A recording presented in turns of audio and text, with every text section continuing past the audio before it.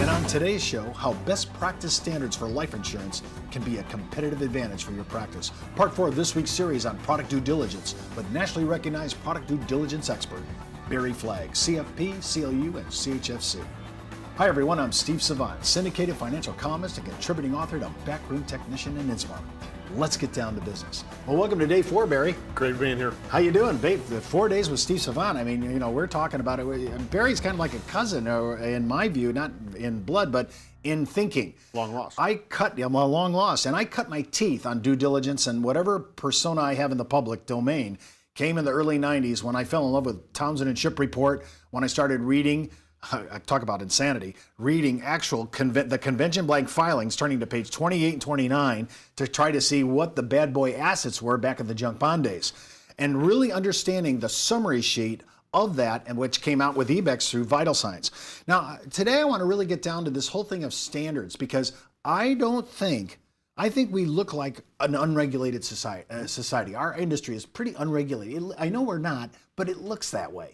And when we talk about standardization, first of all, from one carrier to another, their product nomenclature, to what we title things, what we call writers, everybody's all over the board. So we're running into everybody trying to have their own specific dialect by carrier, and then I'm trying to bring that into one area where we can all say, oh, this means this. And I remember for the longest time, we used to do increasing, decreasing. Well, some companies said that's option A, that's option B. It was so confusing. So it's not only standardization that I'm talking about on this level, but you're talking about best practices standardization. And I think that we've heard about this, Barry, but we don't live there every day. Talk about why this is so important and why it could impact our practice. It's taking a standardized view of life insurance that is consistent with the view that already exists for every other asset on the client's balance sheet, in their estate plan, and in their financial plan. It's taking the nomenclature of the prudent investor nomenclature that is already adopted and near and dear to wealth managers, RIAs, tax attorneys, trust officers. So it's not taking a regulatory standardization, but talking to an advisor, a CPA tax attorney type advisor, about PUAs or extended term riders or reduced paid. I mean, those are our words. That's not their words. So creating a standard that here are the things that prudent people have done for the last century, and now here's how you apply those same principles to life insurance, I think is a differentiator, because again, it's like going to a foreign country and being able to speak their language instead of requiring whoever you want to get a referral from to talk your language. Well, I think one of the things you just said is, I'm thinking, if I'm a fiduciary and I don't know anything about life insurance, and you just said PUA rider, I have no idea what you just said. Correct. I don't know. Rider, I might have an idea. And I think our clients are the same way in many respects. That's why I really tell people, you really need to dump your industrial language and drop your acronyms. To me, this is very important, because we're really trying to convey a message here. And if we don't communicate, then we're not conveying a message. Correct. So if I'm looking at all the different ways I could use a dividend, and a paid up addition rider, which is an increase of death benefit, is one of the options, I have to go through that with them. I have to mechanically walk through that. Now, I'm just curious, this is a little off our script here, but I'm just curious, if I'm trying to measure everybody's PU, I'm trying to get down to where I can get some kind of semblance of commonality. All whole life that are participating, they pretty much are going to have a paid up addition rider. Can I compare one rider to another rider to another rider? Am I getting more bang for the buck on one rider than another? Yes, you certainly can, in a matter of fine tuning, measure one carrier's PUA rider against another's.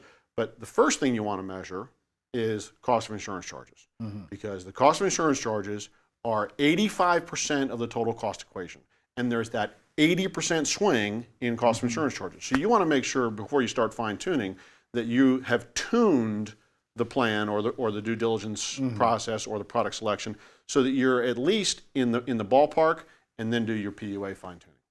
Well, I like the ability to look at it at this level, and people say, well, Steve, you guys are so deep in the weeds on this. This is minutia, out of control. But actually, this is the kind of talking points, and this is why we look to products. I have so many software vendors that participate in my practice that I can prep for shows like this, And I've been using them for years. And now we're adding another one to adjunct to our Veralytics. And we're going to be talking about Barry's product all tomorrow and why you may want to use this as part of your practice. I love it, and I think this is where we're going. But when we're talking about comparing different writers and so forth, now we're really in the weeds. But when we're looking at it, I'm just trying to figure out how to talk, as you said, the communication issue. I need to change my language, dump my industrial language, drop the acronyms, and start talking in some kind of language that they're used to. Some of the investment language you used is kind of something that we need to adopt. To me, that's a huge issue. When we come back from the break, we're going to continue our discussion on this because I really want us to get into best practices and really adopt standards so that we can all talk to each other, especially people who we're trying to sell. We'll be right back in about 30 seconds. Back in the day, life insurance professionals were called field underwriters. Then, carriers trained their field force in the basics of life insurance underwriting. Today, the insurance industry doesn't educate the agent population as they once did.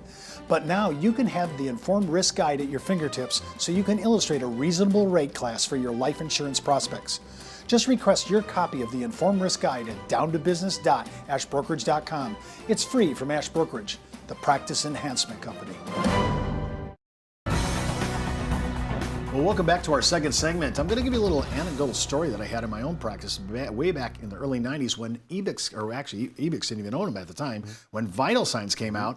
And they actually added, which I needed, a vocabulary list to their 4-page profile, company or carrier profile. I needed it.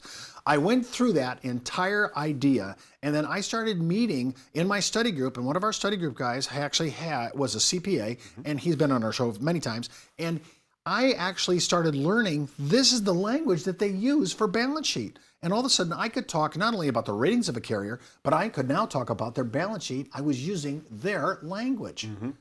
That to me is just learning that language. It's not that hard. No, it's more of the same. And it's, instead of, your pool of referral sources increases exponentially if you if you speak their vocabulary instead of requiring that they speak yours. When you talk about best practices, they have a checklist here that you cite, that you can kind of go down. Do you have a few of those things that you say come to your mind and say, Steve, these are some of the ones that are on that checklist that I think I look at almost every time I'm looking at a case? We talked about in prior days that life insurance is the largest, most neglected asset on clients' balance sheets. Almost nobody knows what they're getting no one knows what they're being charged, and no one knows what they're actually getting in performance. And it's in my wheelhouse, I'll confess. So yes, that's part of the best practice standards. It's in step 5. All 6 steps would not be unusual to anybody. They'd be familiar to the CPA, tax attorney, and trust officer. And if you can use those 6 steps to talk about life insurance and those 17 dimensions, then you're speaking their language and you have a better chance of getting referrals. And if you want that, you just want to write me at steve.savant@ashbrokerage.com. We'll get it to you. We'll send it to you. I want to walk through that list. You'll want to walk through the list and try to say, hey, how many do I know of these? Because I think you'll be surprised. As long as we've been in this business, you'll say, some of it, you'll say, oh, this is completely intuitive. I would have known that. Some of it is. But I think sometimes you need a sales track. Actually, thinking about that list as a sales track is kind of a funny way to look at it because I think it'll help you. I want to talk about another issue of the due diligence process here, because a lot of people say to really do the job right, I need to spend significant hours. And especially if you're an RIA and you're charging by the hour or whatever, this can be very tedious, and it can be a lot to collect all this information. There is so much software out there, so many vendors like you, Barry, with Veralytics, that have this all ready to go, and price point is really economical. And why I wouldn't do this, I don't want to spend that kind of time on that. I'm into wanting to get in front of people. The analytic among us will love to go ahead and jam the numbers and spend a couple, 2 or 3 hours on this, but our practice is worth more than that, and there's so much going on in the marketplace today. People ask me all the time, Steve, what products are you using from a support point of view? And I use about 9 different software packages. This is a new one for me to adopt into my practice because it takes the industry at large. This is the big thing that we're quantifying. We're going from our micro management of a couple of illustrations to now we're looking at what's the big picture against peer groups. What does that look like? Are we in the game? Are we off the curve? Now, in your practice, when you go to or you're coming into your first contact, you're a top of the table producer. You've been doing this for 20 years, hitting those kind of numbers and that kind of premium. What is one of the first contact things that you show in your due diligence process, in your opening statement? You're there for the first time. What are some of the things you're going to show first contact client? I almost don't show anything the first time. Opening conversation is what we've alluded to is Mr. CPA, think of your very best client. CPAs are perfect for this because they all have a couple of clients that are their annuity, that make sure that their practice goes, and then they add the balance of their practice. They always have 3, 6 clients that are the core of their practice. They want to make sure that those 3 or 6 clients are taken care of. And so I say, think about those 3 clients. Don't tell me their names. What some insurance company is charging them has nothing to do with their identity. Just think about those 3 clients. The clients that you want to make sure that they know you're taking care of them. Ask them, do they know what they're being charged in their life insurance? Ask them, do they know what they're actually getting in performance? Chances are really good that they do not know the answer to that question, and you can offer to help steward that last asset on their balance sheet that was heretofore neglected. You can help them steward that asset, and as a practitioner, I can help them do the measurement. We do the measurement. If it comes back 5 stars, I just provided a valuable service. I made the CPA look good. He appreciates the work I did for him. If on the other hand it comes back 1 star or 2 stars, there's a substantial opportunity for improvement. We've talked about this 80% swing. So there could be huge cost savings that can be brought to the client, and then now the CPA really looks good and the CPA really likes it. And I got a new client. Well, that's all the time we have for today's show. Remember, before moving forward with any of the ideas you hear on our show, always consult your tax advisor, legal counsel, or your broker-dealer compliance department. And don't forget, you can view any of our past episodes at downtobusiness.ashbrokerage.com. And remember, you could be wiser as an Ash Brokerage advisor. I'm Steve Savant. We'll see you tomorrow.